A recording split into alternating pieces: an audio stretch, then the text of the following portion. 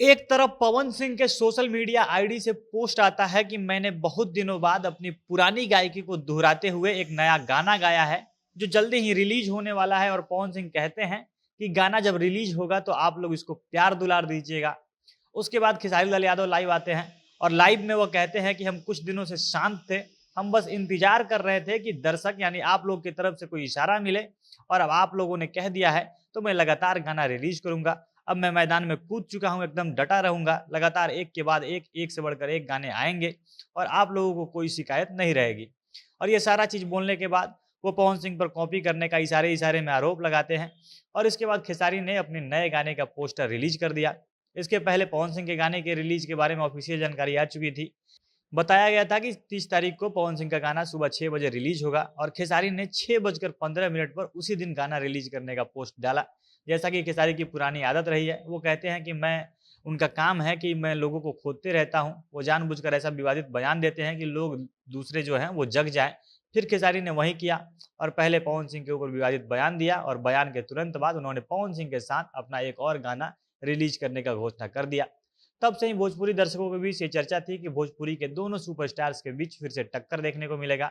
उनके गानों का कंपटीशन होने वाला है और कल जब दोनों का गाना रिलीज हो चुका है तो किसका गाना आगे निकला, किसका दावा सही साबित हुआ, विस्तार से इसके बारे में हम वीडियो में आगे बात करेंगे।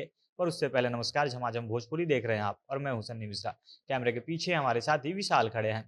अब बात करें दोनों गानों की तो पवन सिंह का एक नया गाना कल सुबह 6 बजे डीआरएस म्यूजिक से रिलीज हुआ है। ये वही चैनल है जिस पर पवन सिंह का गाना हरी हरी ओढ़नी रिलीज हुआ था, जो आज तक ट्रेंड कर रहा है और इसी गाने ने डीआरएस म्यूजिक जैसे छोटे से चैनल को चमका दिया और आज चैनल पर 2 मिलियन से भी अधिक सब्सक्राइबर है। इसी गाने की वजह से ऐसा हो पाया है। दोबारा से पवन सिंह इसी चैनल पर एक और नया साफ सुथरा गाना लेकर आते हैं और गाने का जादू ऐसा होता है कि मात्र 2 मिलियन सब्सक्राइबर वाले इस चैनल पर जब गाना आता है तो पहले ही दिन 3 मिलियन व्यूज बटोर लेता है। और वहीं इसके 15 मिनट बाद खेसारी का गाना जिसका नाम है हो गई झगड़ा है, भोजपुरी के सबसे बड़े यूट्यूब चैनल वेब म्यूजिक से रिलीज होता है। इस चैनल पर 57 मिलियन से भी अधिक सब्सक्राइबर है। इतने अधिक सब्सक्राइबर होने के बावजूद भी खेसारी का गाना पवन सिंह के गाने से व्यूज के मामले में पिछड़ जाता है। दोनों गानों के रिलीज के 15 घंटे तक पवन का गाना लगभग 1 मिलियन व्यूज से आगे था। अगर हम दोनों गानों के विशेषता पर जाएं तो पवन सिंह का गाना भोजपुरी में लंबे समय बाद कोई ऐसा गाना है जिसका लिरिक्स कमाल का है।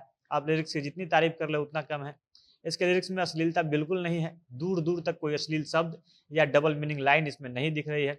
फिर भी लिरिक्स इतना शानदार है कि दर्शकों का ध्यान अपनी तरफ वह खींच लेता है। पवन के गाने का सबसे मजबूत पक्ष इस गाने का लिरिक्स ही है। लिरिक्स राइटर आशुतोष तिवारी ने गजब का इसमें काम किया है और पहली बार किसी गाने के लिरिक्स में आप लिरिक्स राइटर को 10 में से 10 नंबर दे सकते हैं।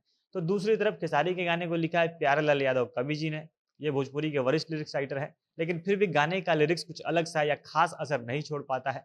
लिरिक्स एवरेज सा है। इसके बाद गाने के वीडियो क्वालिटी की बात करें तो अब वीडियो क्वालिटी भी आवाज़ के साथ साथ पवन सिंह की दूसरी पहचान बन चुकी है। पवन के गाने में खास सेट तैयार किया गया है। पवन और शालिनी के अलावा गाने में ढेर सारे बैकग्राउंड डांसर दिख रहे हैं और गाने में सबके कॉस्ट्यूम पर खूब ध्यान दिया गया है। सफ़ेद साउथ इंडियन ड्रेस में पवन सिंह एकदम कमाल के लग रहे हैं और वीडियो डायरेक्टर गोल्डी जायसवाल का काम काफ़ी ज़बरदस्त है। तो दूसरी तरफ खेसारी के गाने का वीडियो एकदम एवरेज सा है। वीडियो देखकर ऐसा लगता है कि ये खेसारी के किसी पुराने गाने का ही वीडियो है और असल में इस गाने के कुछ सीन खेसारी के पुराने गाने के वीडियो से भी उठाया भी गया है। अब अगर गाने की म्यूजिक की बात की जाए तो दोनों गानों का म्यूजिक अच्छा है। पवन के गाने का म्यूजिक ऐसा है कि इस पर डांस भी किया जा सकता है, इसको ऐसा भी बजाकर सुना जा सकता है। ये गाना किसी खास सीजन का मोहताज नहीं है जैसे कि आजकल के भोजपुरी के अधिकतर गाने होते हैं, ये सीजनल गाने होते हैं। यह पति पत्नी के नोक-झोंक पर बनाया गया गाना है जिसको लोग हमेशा सुनेंगे। दूसरी तरफ खेसारी के गाने का म्यूजिक ऐसा है जो खेसारी स्पेशल है। ऐसे गानों पर खेसारी खूब गाते रहते हैं। इसमें एकदम देसी सा टच दिया गया है जो सुनकर अच्छा भी लगता है और इस म्यूजिक पर खेसारी के पहले भी गाने आ चुके हैं। अगर गाना लिरिक्स वाइज और मजबूत होता, गाने का लिरिक्स और ज़्यादा अच्छा होता, आकर्षक होता, तो ये गाना भी बहुत ज़बरदस्त हो सकता था। हालाँकि खेसारी का गाना अब ट्रेंड भी करने लगा है, तो देखना है कि इस पर व्यूज़ का नंबर आगे और कितना तेज़ी से बढ़ता है या नहीं बढ़ता है।